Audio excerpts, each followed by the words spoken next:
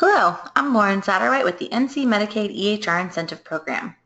After you're done attesting on NC-MIPS and you've submitted your attestation, you'll need to then send us a few required pieces of documentation before we start validating your attestation. For starters, every attesting provider is required to email us the attestation summary, the meaningful use summary page, the CQM summary page, and the CQM report directly from your EHR demonstrating that you met the CQMs for which you attested. The CQM report does need to come directly from your EHR, so if you don't know how to run that report, please contact your EHR vendor. You, as the attesting provider, need to physically sign and date the attestation. We do not accept e-signatures or stamps, and we do this because your signature is confirmation that you as the attesting provider have reviewed all the information and you're confirming that it's true, accurate, and complete. This is important because you, again, talking to all the attesting providers out there, you are ultimately responsible and held liable for the information submitted on your attestation. Another note about the signature in terms of signature dates. They should not precede the date of the most recently submitted attestation. So if you update or change information on your attestation, you need to send us an updated copy of the entire attestation. For all you attesting providers, keep all attestation documentation for at least 6 years post-payment. This includes system-generated reports, screenshots of data, patient-level documentation, all proving that your PV and MU data are true and accurate.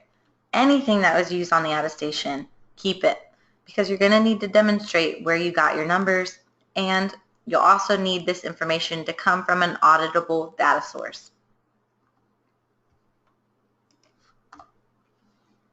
If you need to print a copy of your attestation, you can do that from the Print, Sign, Send page immediately after you submit the attestation on NC-MIPS, or you can print a copy of the entire attestation from the status page in NC-MIPS.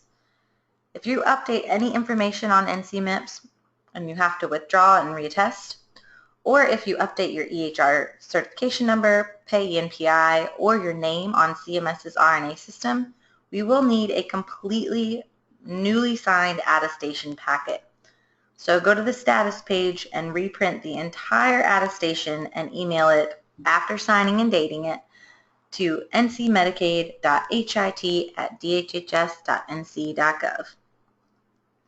There are a few additional pieces of documentation that you may need or want to submit.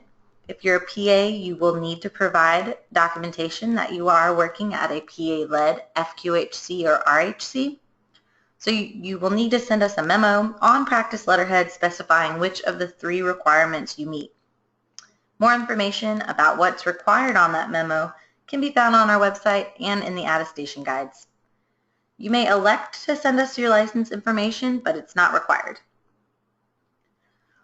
We can't start validating your attestation until we receive all required documentation. So send us your documentation no more than 15 days after submitting your attestation on NC-MIPS. Once we receive all documentation, we will begin to validate your attestation. You have 120 days after the end of the calendar year to submit your attestation for the program year. This is known as our attestation tail period. So providers have until April 30th, 2018 to submit their attestation for program year 2017.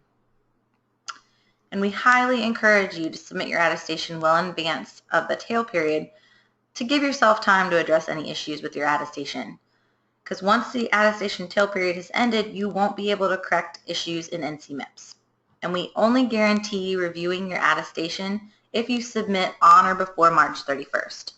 If you submit in April, there's no guarantee that we'll be able to review your attestation, so we may not be able to let you know if there's problems with it. So submit early so you have time to address any issues. It behooves you to be the early bird. And if you ever need any help, our help desk is always available to answer your questions. You can send us your questions via email at ncmedicaid.hit@dhhs.nc.gov. We're always happy to help. So thank you for tuning in today, and please let us know if you have any questions.